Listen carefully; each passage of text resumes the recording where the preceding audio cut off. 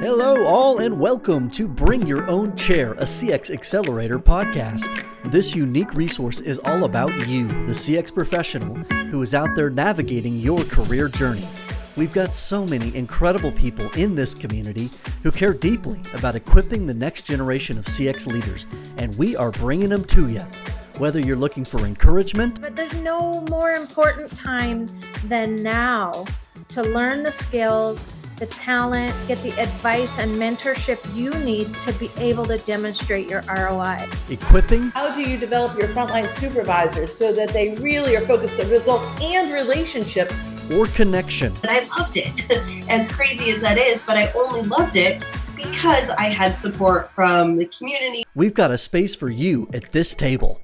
So grab your chair and let's welcome our host, Sally Mildren.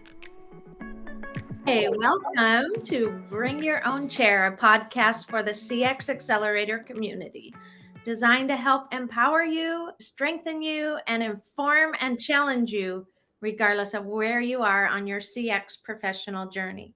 Today, we are so excited. We have an awesome session for you. It's Mary Carter, who is the managing partner and Senior Vice President of Business Transformation for ICF Next. And ICF Next works across all kinds of industries, from consumer goods to healthcare.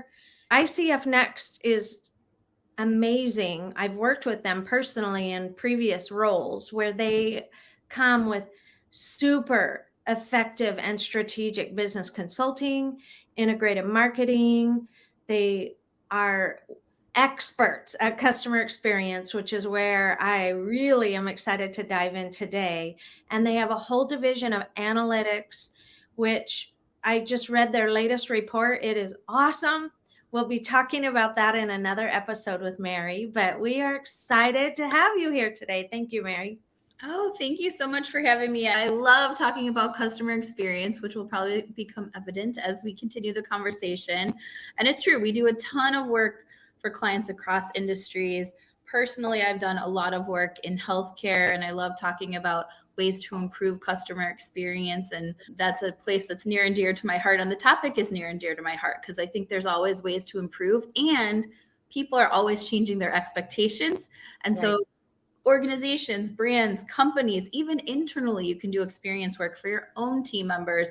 You always need to keep that top of mind and figure out ways to raise the bar. So good. And I think that that is so vital in today's workforce, that expectations are changing. If the last 3 years have taught us anything, it's that nothing stays the same. That's absolutely right. The consumer and the people that we're trying to work alongside and work for are different as well, which is why we're so excited today to dive into the topic of how to make a case for customer experience.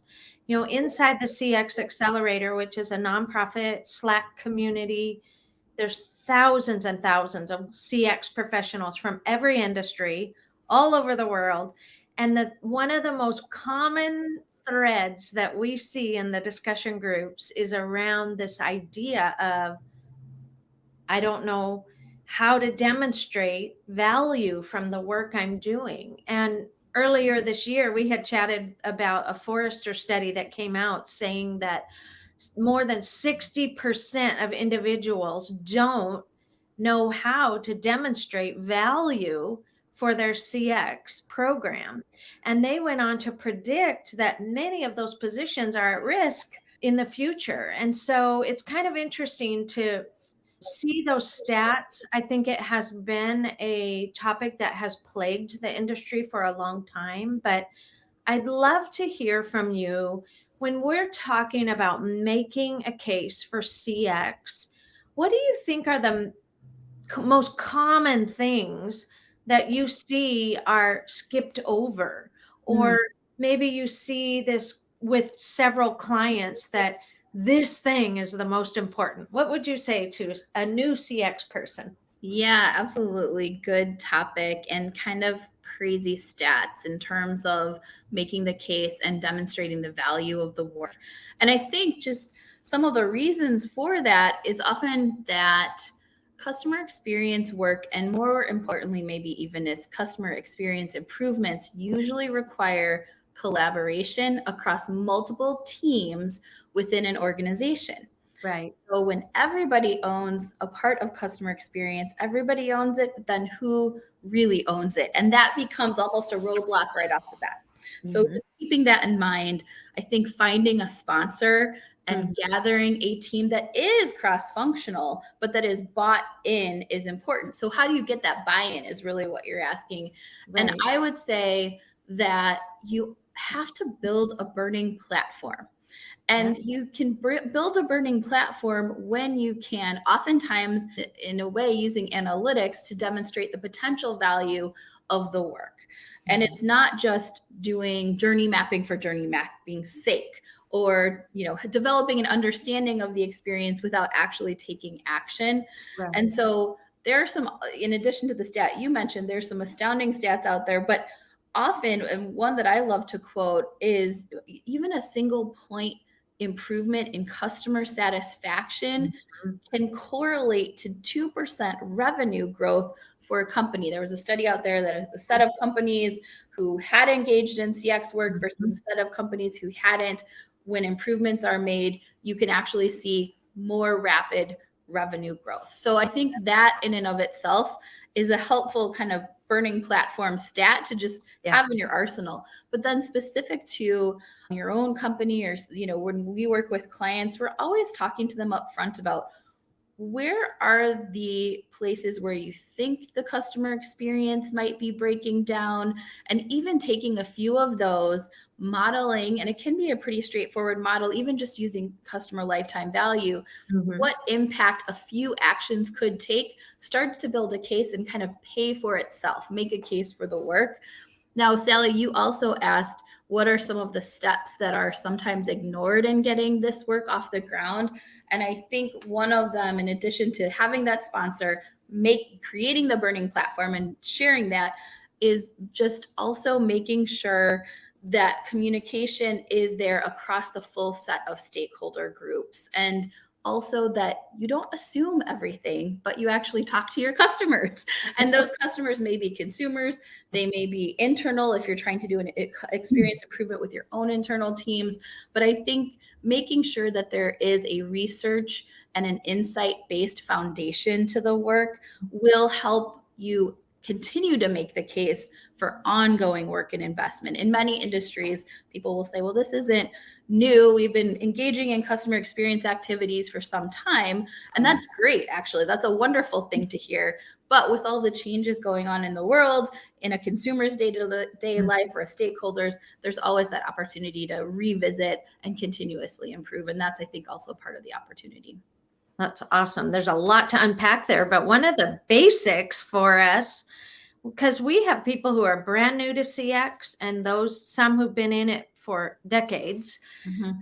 What is lifetime value, and how do you calculate that? I see that in our work as well, with industries and agencies and businesses and healthcare entities, that they haven't taken that discipline to figure out the revenue value. And the study you quoted, I mean, you're not going to get a lot of traction in an organization until you can demonstrate the bottom line of what this is going to produce for the company. And so how do we start with lifetime value? Absolutely true. And I think sometimes people start to hear that and they think it's a really elaborate, multivariable equation. And it really kind of boils down to a couple of key components. Customer lifetime value is customer value times the average customer lifespan. So at the end of the day, start there and say, okay, how long do we usually keep our customers? And depending on the type of product or service, have a sense of what those metrics should be, have a baseline, because in some cases it might be a multi-year type of lifespan, and that's common. In other cases, it might be a 2-week lifespan and customers are constantly changing. But over time, you're wanting to make sure that you're keeping those customers, that you understand what their typical lifespan is. How long do they stay with you and stay purchasing with you? And then that customer value piece is this a little bit more enigmatic, perhaps, but that's really average purchase value times the average number of purchases for that customer over that lifetime. So if you think about that, those are the two components, and that's really the foundation.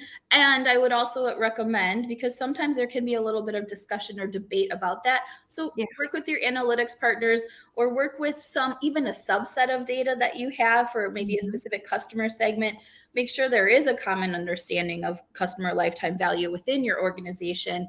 And you may need to invest in building that across some of your peers or stakeholders, but use that then to say, look, when we engage in improvements in these 3 areas, we think we can pull a lever that will help us increase lifespan. That increases customer value. Or we think we can make some changes here to make sure that we're attracting and retaining our highest value customers who are perhaps making purchases in a certain segment of our product set. Again, that's a perfect other place that you can start to pull levers that help increase that customer lifetime value. That's so great. I love that. And I know when we worked together at a health insurer, the actions that we took to help improve retention, for instance, resulted in millions of dollars more money, because it's no good to bring them all in if they're just going walking right out the door, losing the next guy out the back door. And that was the case. We had this great growth trajectory because we were getting so many new members to health insurance. It was at the time of expanded Medicaid and all of that. And so it was kind of hidden. Yeah. You didn't really notice how many were leaving out the back door until the growth stalled. And then all of a sudden, all of the executives are wanting to know what happened. And so it's a really good discipline. Before there's an issue, it's even better. Right. But it's a good discipline to figure out what is the value of a customer, whether it's a SaaS download or in this case, a membership kind of thing. It's really important. And so I love that description of it. Thank you very much for that. Absolutely. Insurance is an interesting one too, because it's not a transactional purchase. It is a relationship that someone starts with their healthcare insurer over time. And that one was a trickier lifetime value equation as well, because we didn't want to just count premium, because a lot of that premium goes to the cost of care. So in that case, we tweaked the approach in terms of defining lifetime value to look at margins over a period of time for those customers. And I just bring that up because, again, you may have an opportunity, the listeners here today, to say, what makes sense for our business? How are we going to track that value and define that? Sure. That's a really great point too, because it would be easy to say, well, this download costs $49, but if your cost on it is 40, your margin's only 9. Yeah, precisely. So that's a great point. That's awesome. Thank you. So for the people who are listening that maybe don't have this huge analytical team, there's a lot of kind of smaller and medium-ish businesses. There are a lot of huge global companies and folks who do have big analytic teams. Where would you recommend that they go to find this kind of info within their organization, or how, that, and you talk about identifying some things that maybe aren't working. Where do you think that they would begin to uncover where there are friction points or gaps in the experience to try those low-hanging fruit projects? Yeah, I think that's a wonderful question. And you're right. Not everyone has a big analytics team that's tracking everything, and that's maybe part of the opportunity. I always recommend, first of all, oftentimes a company's team members who are closest to the customer have a wealth of insights and information and ideas. And sometimes they don't always have the megaphone to share those. And so if you are embarking on making that case, as is the subject of our discussion, I recommend starting with some of those individuals who are closest to your customers. That could be people in a call center who are taking calls that are oftentimes complaints or issues that a customer is calling about. Your in-store personnel, if you're in the retail business or, front of house and hospitality, right? Try to have even some direct conversations with some of those individuals, because you will get a lay of the land pretty quickly. And that may even be, like I said, one-on-ones. It can also be a few internal focus groups just to kind of hear what is coming up. What are, oftentimes at a minimum, if there is a call center, there's a lot of data that is collected in that call center. There's a lot of information about maybe what some abrasion points are. So those are good places to start. If those pieces aren't in place, I would recommend then going out and talking to the customers and setting up a short study. It doesn't have to cover your entire customer base to start off with, but you have to start somewhere, and you have to make sure that that voice of the customer is being pulled through. And so find a path to that voice and understanding what some of the issues are that those voices are sharing when they're in touch directly as well. That's so good. I love that. I remember distinctly at one point in my career, a CEO telling me, because I was also over marketing, that any feedback on social media didn't count. And I'm Gosh. And so we were not allowed, in his opinion, that was anecdotal. And I'm like, those are the exact direct words of a customer. And so, we do with our work, we'll look at reviews, we'll look at social media feedback, we will look at comments online, that sort of thing. And I think there are some amazing pieces of technology that are integrating AI that can, like in a call center, it can say, oh, the sentiment of this call is turning negative. And it will pull out these emotional terms and be able to trigger for the whole team. But in our case, we weren't so sophisticated. But when you're seeing 19 likes on a complaint on Facebook, that it may be as simple as knowing, oh, this is some customer feedback. This is a signal. I'm so glad you brought up social media. I'm remiss in not bringing it up myself.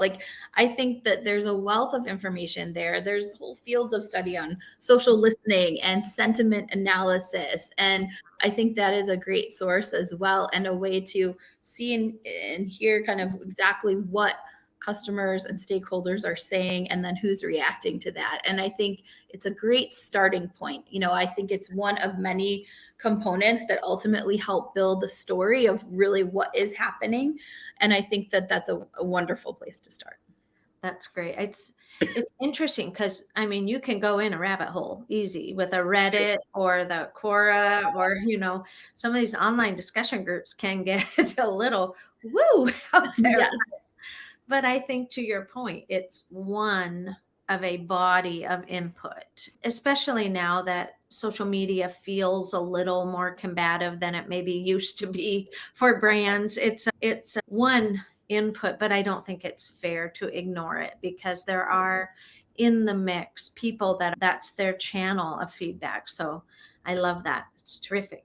So why do you think, when we're making a case, we found the burning platform, which is maybe retention or fixing this issue, then what advice would you give to professionals to begin to get cross collaboration across the organization? Do you do that first and then present? Do you present, get approval, do you then get the collaboration?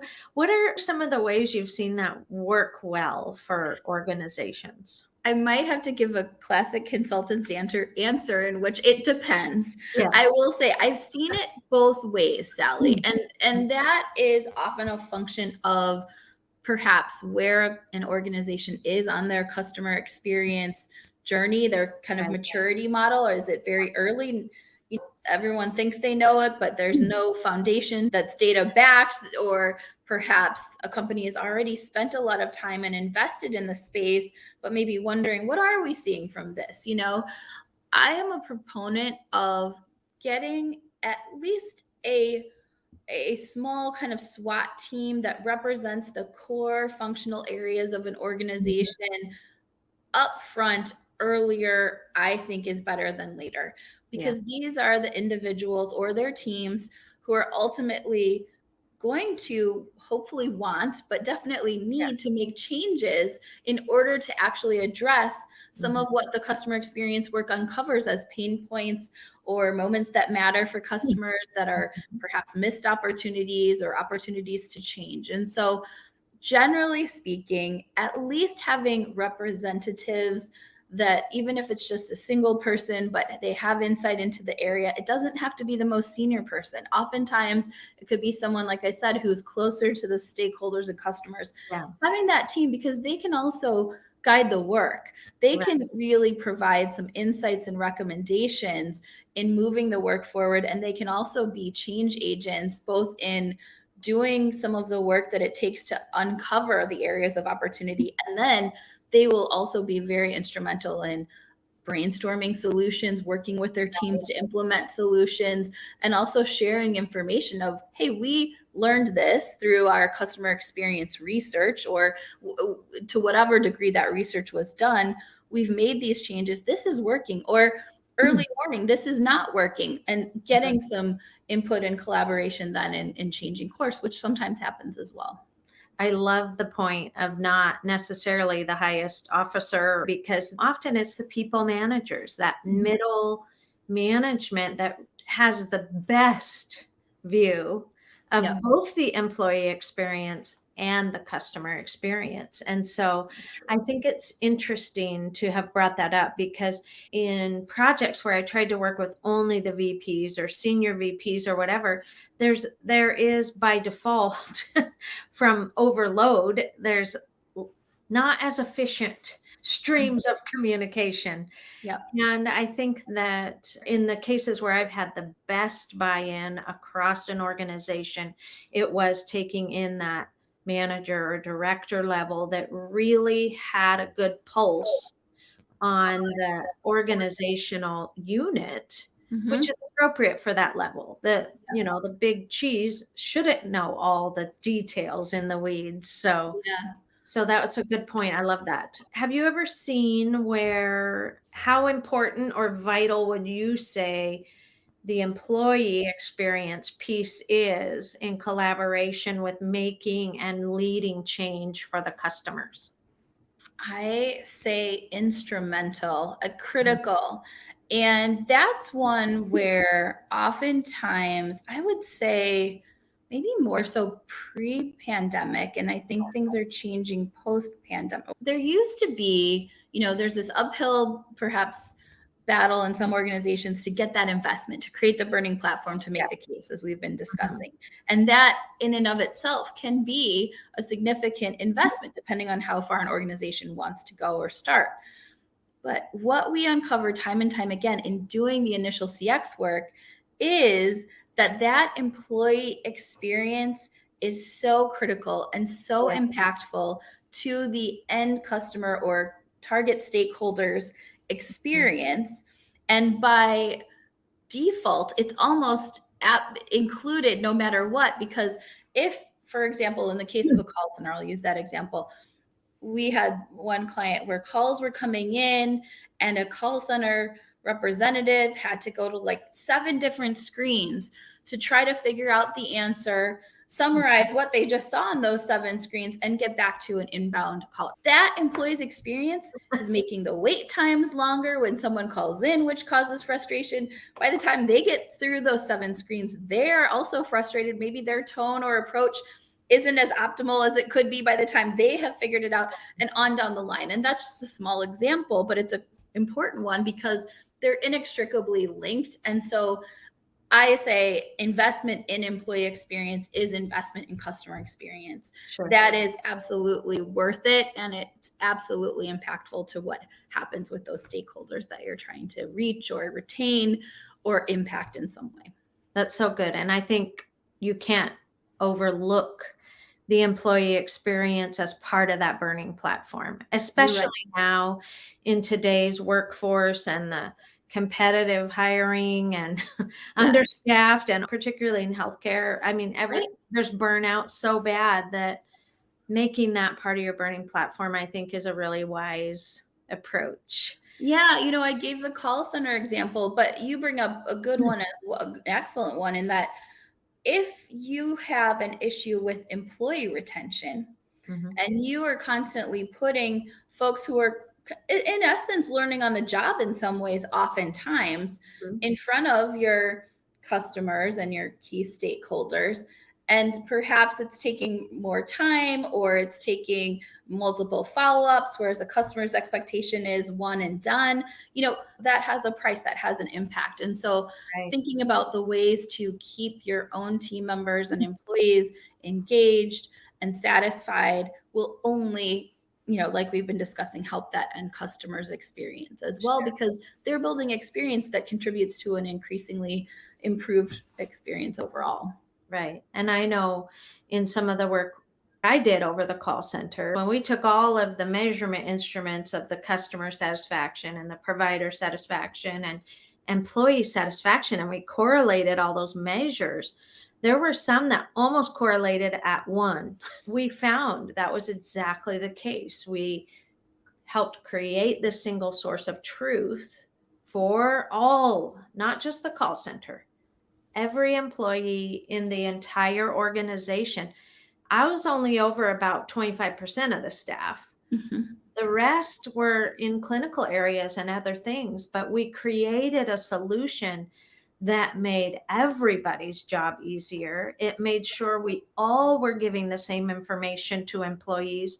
And that act of shoring up the employee experience reduced our turnover, Mhm. increased employee satisfaction and engagement by 37% in 2 years. An incredible feat in and of itself, by the way. Yes. And no surprise, then also you saw the patient and member and the provider things raise as well. And I think that example is really helpful because it's how I got the buy-in of the leaders over case management, of the leaders over finance, of the leaders over outreach or whatever, is because they began to see, oh, this makes their job easier. Absolutely. Look, I'll never forget the vice president of care management coming and saying, I think you might know the data about my area more than I do. And it was just because we were trying so hard to dive in and understand. And it's so easy to get myopic and do, this is my job and I do my job in this cylinder Mhm. here. But I feel like the shifts we're seeing, not only from articles of what kind of leaders organizations need in today's world, to what our employees looking for, to what our customers looking for, I feel like it all kind of boils back down around the human experience, I inside and think that's out. true. Those are the most successful businesses. I think that's absolutely true. It's interesting you bring that up. A colleague, Denise Holt, and I just recently wrote a thought leadership piece, but one of the things we were commenting on is the fact that, at least in certain organizations, we're seeing the role of chief people officer being also a chief experience officer. Those are two mightily important roles to play, and I might argue are the roles of multiple individuals, and of course they are. But I think that's a signal of the bringing together of these focus areas, because as you say, ultimately it's the human experience. And so they're just interconnected. And the more that an organization understands that and invests and has that way of thinking, I think the more ROI they see from some of the investments they make in these types of initiatives. Right. Well, this podcast is called Bring Your Own Chair, and it's for a reason. It's a quote attributed to Shirley Chisholm, who was an African American woman, a representative. She actually ran for president in the 70s. She's got an amazing storied career, was a total advocate for underrepresented and lower economic and immigrants and that in her work, passionate about it. And her quote was, if they won't give you a seat at the table, bring your own chair. And I so love that. in her spirit of wanting to represent and really ensure there's representation and to not sit and wait for an invite. Because although CX has been around a long time, a lot of organizations just are kind of dabbling in it still. And True. there's the individuals in our community are saying they don't listen to me, they don't respect me. And I feel like today's topic is vital for them. I agree. How do you make the case for CX? And in some of the conversations I've had, I almost hear a us versus them kind of Mhm. undertone with these young leaders in CX. What would you say to new CX leaders who are just learning how to present this information? What advice do you have for them on maybe how to approach it, or just any of your thoughts about what you've seen work really well or maybe not so well? Oh, I love that question. And I love that quote as well. I'm so glad you shared it. I think that it is important.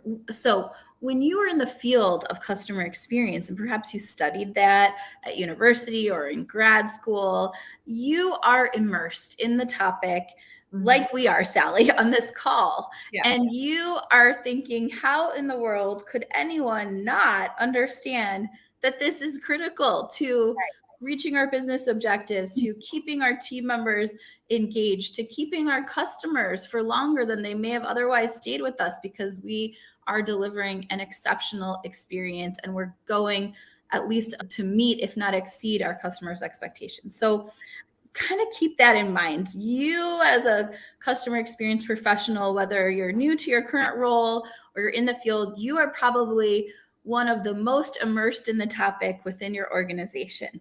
And so avoid making assumptions with that in mind, and assume perhaps the opposite of some of the stakeholders or project sponsors or even executive sponsors that you're seeking, and start with insights. It could be insights that you've gathered. We talked about that at the top of this discussion. It could be case study examples.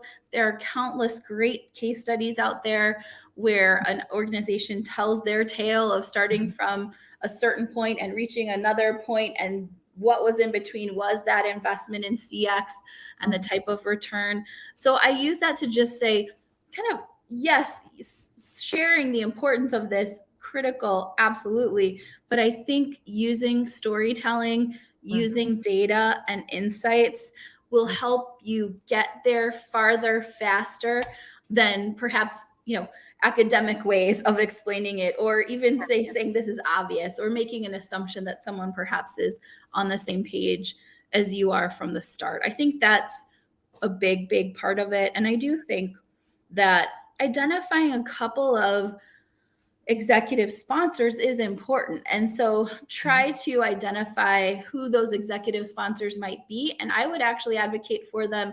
If your organization does have a chief experience officer, absolutely, they would be a sponsor. But find some sponsors outside of the experience or the marketing discipline, where oftentimes this work tends to be sponsored from. Find some sponsors who are critically immersed, or you can maybe convince to be critically immersed in this work as well. It might be the CIO. There's a lot of digital experience work. Sometimes that sits within the CIO's organization. Sometimes it sits within a chief digital officer. But find some of those organizations or parts of your company that you can enlist to be part of the effort. That's so great. I love that. So, in the spirit of what you just said, what are some of your favorite sources or resources for case studies or information or whatever? Yeah, I always think that some of the analyst organizations out there have some excellent ones, Forrester and Gartner. I will say professional services firms like my own company, but there are countless others out there who do work in the CX space, often share their case studies online.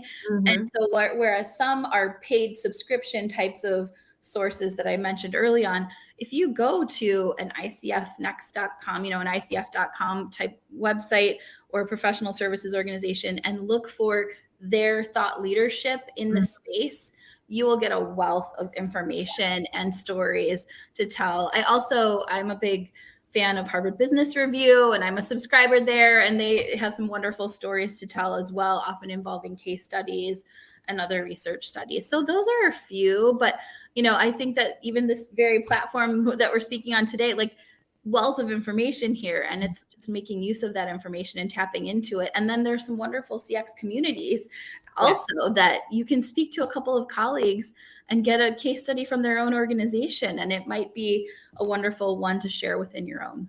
That's awesome. I appreciate that.